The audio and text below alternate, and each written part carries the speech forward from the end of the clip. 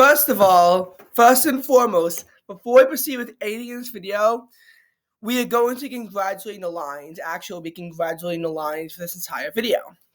Because this win over the LA Rams, it was a close one.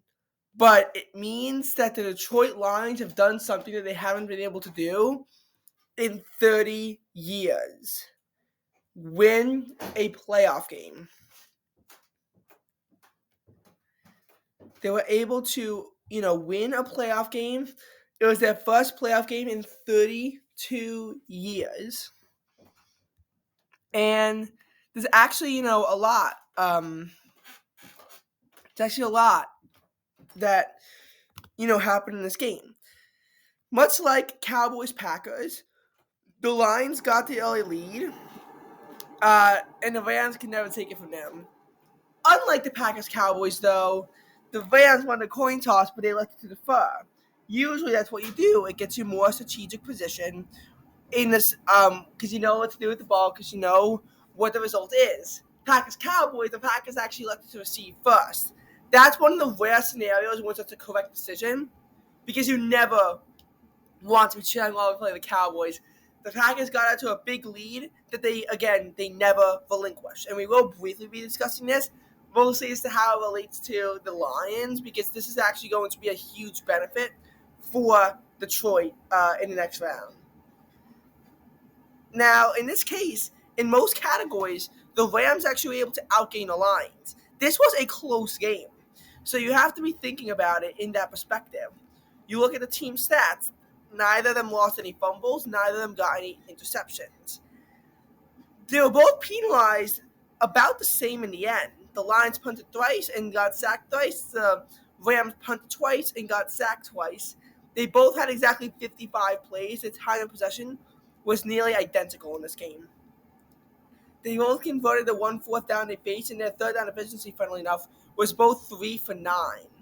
The Rams had 22 first downs, the Lions had 23 first downs. It was a 24-23 game. It was pretty much about as evenly matched in the team statistics as two teams can get. It was a very close and even fight, but one in which the Lions were able to get on top of, and it was largely because of their ability to get touchdowns. The Lions were held to a field goal just once and scored 3 touchdowns. The Rams scored 2 touchdowns and were held to 3 field goals. And that's why the extra point is so important, because if the extra point didn't exist, this game would have been tied. Because 2 field goals would then equal a touchdown. This game shows that you need more than those field goals to win. And, you know how that works. And I was, wanting to see how this game would go in the end.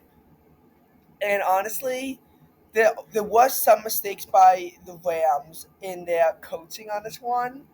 That I can show you when we get to this recap. The Lions, not really as much. Because, for example, the Rams were held to a field goal, even though they should have known that, a field goal for the Rams would still keep them behind 1. It's like you're trailing by 4. Why do you kick a field goal when there's only 8:13 left? Now, they were facing a 4th and 8 at the Detroit 11. So it's not like a total bad idea, because if you can't convert the 4th and 8, then you don't get any points at all. This way, if you have enough time to get the ball back just once, if you can force the Lions to punt the ball away and you can score anything, then you'll likely win the game. So it's not like a total bad idea, but it's not like ideal either in this case, And the Lions actually did punt. They got the ball at the 25 because it was a touchback. And they faced a 4th and 4, so they went 3 and out. And the ball went to the LA 10. So, that's the thing, is that, that's, around the best place to punt is there, because, I would say, like anything between like your own 30 and like the midfield is the best place to punt because otherwise if you punt it, you'll get a touchback. That's the thing in the middle of the field. You often have to go for it on fourth down, even on a long fourth down, because it's too far to make a field goal until it gets you on the 40-yard line, but it's too short for a punt. So a lot of times the teams are more aggressive in going for it midfield. The problem is for the Rams though is that they had to punt as well. They actually got to the Detroit 34-yard line in field goal range, but you know, um, they wound up getting a penalty for offensive holding, which wound up putting them at 3rd and 14, which fell incomplete. Now, normally, if you have the decision as a coach to accept a penalty that'll bring up 4th and 4, as opposed to 3rd and 14, usually as a coach you'd actually decline that penalty. 4th and 4, they're usually going to be punting the ball away, whereas 3rd and 14, you give them one more chance. Usually it's idiotic if that they were going to settle for the field goal anyway, then you don't want to give them a chance to get a touchdown if you let them redo it. That's like when Ron Rivera accepted a penalty against the Giants. It wound up costing his team everything. In this case, though, it was smart to decline the penalty. Why? Because if you bring up 4th and 4 to the 34-yard line, they're just going to kick a field goal that they're probably going to get, and then they have the lead. Now, you are going to have one possession, and if you can't make it down the field, then you're going to lose the game. You're going to lose the Rams. If you accept the penalty, then they have to redo 3rd down, and yes, they can convert. If they can convert that 3rd down, then you're screwed, and you'll probably need to get a touchdown to win. As a matter of fact, but if they I guess the logic is that if they can't convert the 3rd down, you get the ball back and you can pretty much just run the clock down. And the 3rd and 14 pass fell incomplete. And so as a result, that's how the quarter ended. Because the Lions, they just, ran the ball. They ran the ball up to their 43-yard line, and then they just knelt down the clock. And, because it was fast and they were running the Lions at the ball. They, couldn't do anything with it. The Rams had no timeouts, so they just knelt down the clock and won. But again, first playoff win for the Lions since 1991. Can we believe that? It's the first division title since 1993, back when they were called the NFC Central. So that in of its own was an accomplishment for the Lions. Unfortunately, damn it. Unfortunately, the Detroit Lions got bounced in a wild card round against their division rival, the Packers. They lost 28-24.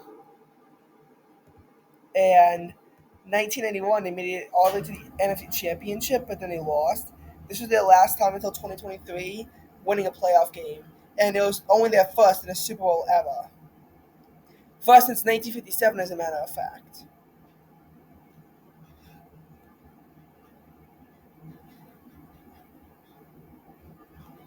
So, we've been seeing like a lot of improvement in the Lions this year. As it makes sense that this is going to be their best season. First of all, we have to go back a bit to analyze the Lions anyway. Got to go back to one of their, worst seasons in history. So, 2020, the Lions were 5-11. They were the last team in the NFC North. They were a sucky team that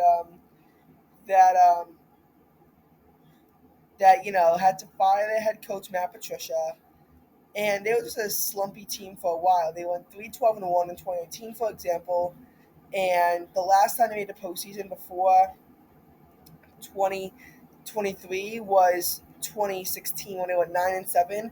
Somehow made the playoffs and lost in a wild card round to the Seahawks. 2017 they actually matched a 9-7 record, but they were unable to go into the playoffs because they were one spot out of it. They were one win away.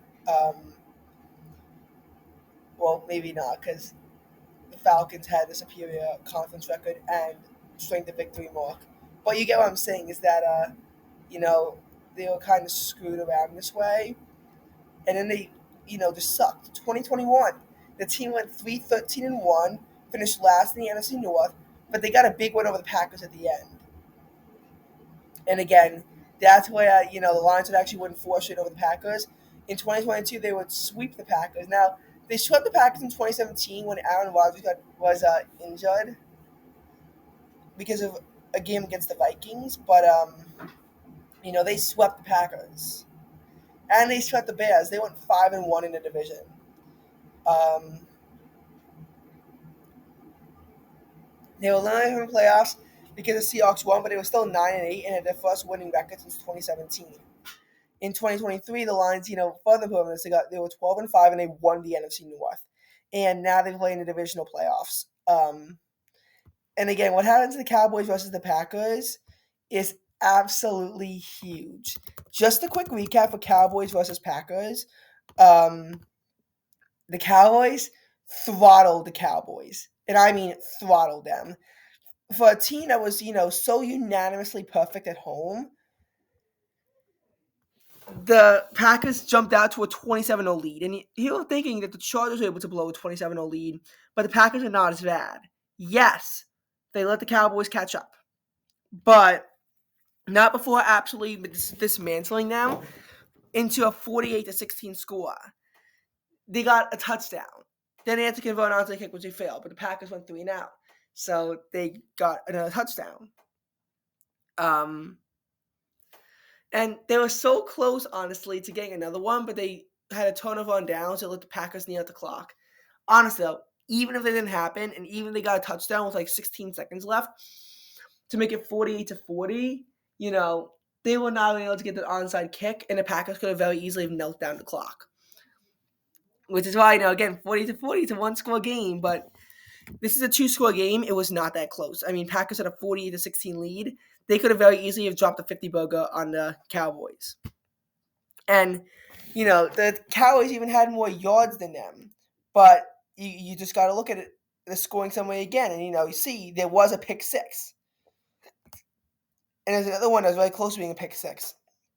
That was only negated because of a penalty. The Cowboys had more plays. They had more first downs. They had greater third down efficiency, but a worse fourth down efficiency. Actually, no, I think the third down efficiency was actually the same. The Cowboys actually won that. Packers punted more, but again, those costly turnovers at the start of the game that really just set the tone for the whole game.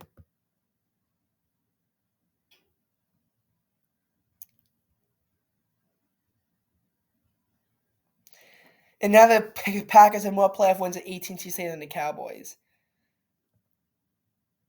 And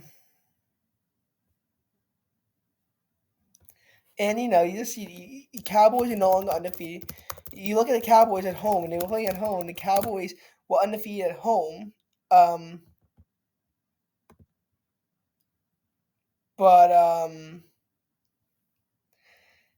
Packers mauled the Cowboys. So again, this is a huge win. So we have the Packers going up against the 49ers. The Lions are guaranteed to host the divisional round game. Why is it a guarantee, you might ask? It's a guarantee because the Cowboys are out. Again, the reason why the 2 seed is so valuable is because if you get the 2 seed, you're guaranteed to have home field advantage to the NFC Championship. The Cowboys lost. I mean, I bet the Lions wanted their revenge on them for sure. But the Cowboys lost and the Packers win. Packers and Lions don't like each other. But the Packers win helped the Lions because even though they couldn't get their revenge on them, it guaranteed them a second home playoff game. Because the 1 seed obviously gets the bye. The 2 seed lost. So the 3 seed's the next highest seed. Philadelphia and Tampa Bay, it's 4 and 5 going up against each other. So, the Lions lost. We could have seen a wild card team and the Philadelphia Eagles hosting a wild card game. That didn't happen. And I honestly don't know if the Eagles can actually pull it off or not. I'm kind of doubtful. However, either way, they're going to Detroit to face off the Lions in the divisional round. And oh my God, how cool could that be? For what it's worth, we still don't know about anything involving this because the Pittsburgh Buffalo game was postponed because of snow. And 2-7, you have that huge split because we don't know if the Texans are going to be going up against the Ravens or if they're going to be going up against the